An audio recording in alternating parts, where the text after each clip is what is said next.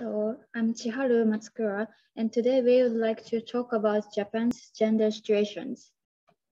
So at first, I would like to talk about Lookism in Japan.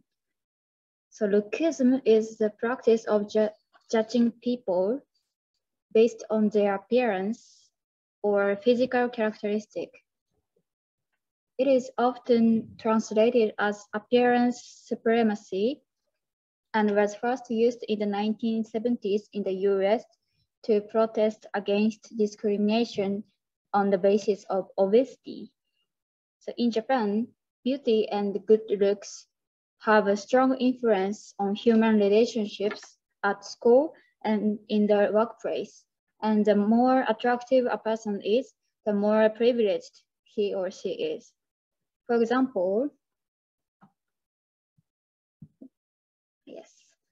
So for example, it is mandatory to submit a mugshot when looking for a job. So as you can see, the left side. And there are still many beauty contests and university beauty competition where the participants are judged to be the most beautiful. As you can see, the right side. University beauty competitions, commonly known as Miss Contests, have been especially popular since the 1970s, about 50 years ago, and have been considered the gateway to becoming a female announcer. So there was so much effort put into the Miss Contest that companies sponsored its operation.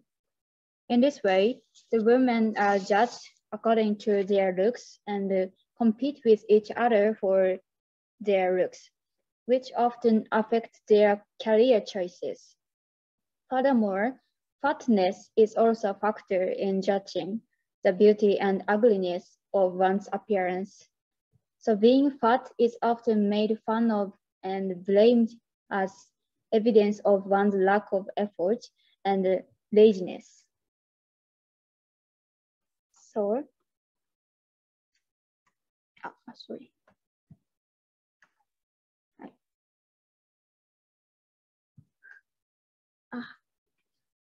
I'm sorry. Yes. So, in this kind of lookism, where women are often the target of more judgment and are deeply related to gender. However, in recent years, there has been a gradual movement to criticize such lookism. For example, that Miss Contest was banned, and the creative director of the opening ceremony of the Tokyo Olympics resigned after he tried to make fun of a female celebrity by comparing her body shape to a pig. She is Watanabe Naomi, famous female celebrity in Japan. And while lookism is gradually being criticized and more people think it is a bad thing, the idea that looks are everything seems to be spreading, especially among young people, on social networking service such as Instagram and in media such as YouTube or TikTok. So now let's think. So now let's think about why lookism is a problem. So here, in a society where, I'm sorry. Oh.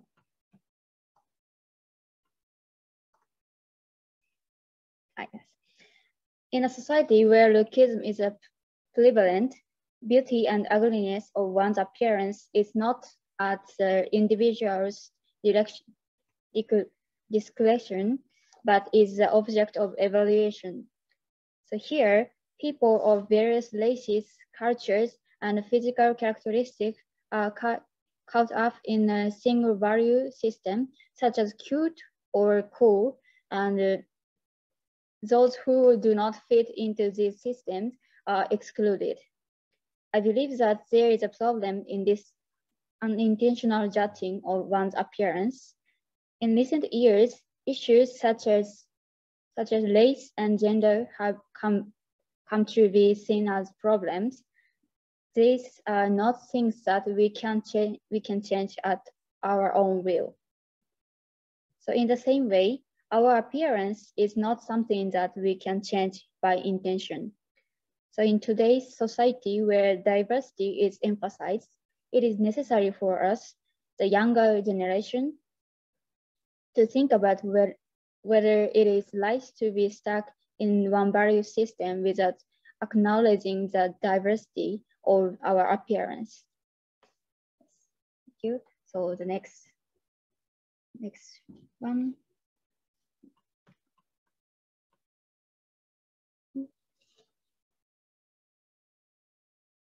Okay, so Chiharu will be followed by her colleague. Who is the next, the second speaker? Okay. So can you see the? Yeah, we can. Okay, so hi there. I'm Kaito in Saitama University. My topic of speech is gender view in school education. In our lives, sometimes we realize what we have ideas are not common. For example, in the past, it is common that women do only households and men go to the workplace. But at present, companies and governments urge to women work and construct systems to make women's employment better. Albert Einstein said, common sense is the collection of prejudices acquired by age 18. So it means that we get gender bias in school education. According to research, in school curriculums, there are several facts to create a sense of gender gaps in our minds. A post in a school system dividing boys and girls. First of all, there are differences in the numbers of men and women in charge of a grade and a post. From the chart, in an elementary school, the lower grade is, the more female teachers account for it. 2 male teachers are in the highest grade in 6th, though the whole number of male teachers is small. On the other hand, in a junior high school, the number of all male teachers is larger than that of elementary school. All of the male teachers get posts in the management. So it shows that systems divided by gender exist in school posts.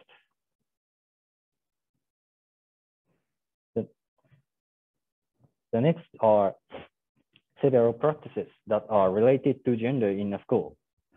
One research concerning the view of gender equality education was conducted. These are the answers. When I introduce essays and a student who are responsible for something in a class paper, I write their name in turn boy and girl. Others said, I think gender equality education may ruin the goodness of the sexes. This research tells us most activities in a school are dependent on the teacher's decisions. Focusing on one policy, a name list, which sexes are mixed, is not used at all schools. Of course, the number of schools that accept it has been increasing compared with the past. However, a few schools stopped using it because it is not convenient when students have physical examinations and have PE class. They have to check up on students by sexes. In this case, schools can make decisions whether they use it or not as well. So there is an imbalance in school posts. Some say we should do action to accept accept the distinguishment between men and women. Others said it is expected that it underestimates their characteristics. It might be difficult to give all the female teachers opportunities in charge of posts. As for a name list, although there are some arguments, they should use it to get rid of bias. I am sure it is one step to go next. Thank you for listening. This is the end of my speech, and next speaker is Tomoya. Good morning and good afternoon. My name is Tomoya Miyazaki. Today, I'll talk about gender inequality. I heard that there is a big chasm between men and women in Ukraine. Like there are occupations that can only be men or women. This is also true for Japan, and I'll tell you about the situations in my country. First of all, in ancient Japan, they divided their role of labor with men and women. For example, weaving was regarded as a women's job, although it is for men to pay yearly tribute to their ruler. It means that men took credit for women's work. Like this, weaving silk was mainly done by women. This is a clear image of a woman being engaged in weaving, and it is called haniwa. In addition, this feature is also found in recent Japan. For instance, the ratio of men to women is 4:1 in the fashion school. Certainly, there are differences between men's and women's skills, and it may be better to divide their roles. But I think you should not judge your ability by gender, because some men like weaving and some women like fishing. Second, there are overwhelmingly fewer women who govern our country. The percentage of female members of our parliament is only 9.9%, and the prime minister is always man in Japan. This is mainly because it took for a long time for women to be granted their suffrage, and it is difficult to change the situation that there are a lot of man leaders. In the old days, people considered that women are born to do something other than politics, such as childcare, doing housework, and so on. What is the problem when this situation continues? I think you should be treated by your abilities only, because there are great people regardless of gender. Moreover, I think women power is much necessary in the field of politics, because now the members of parliament are mostly men, so politics tends to be biased to the male perspective. If the number of women members of parliament increases, the policy will be improved and help women's leading more flexible lifestyle. We should struggle more to correct the disparity between men and women to live more comfortably. Thank you for your attention.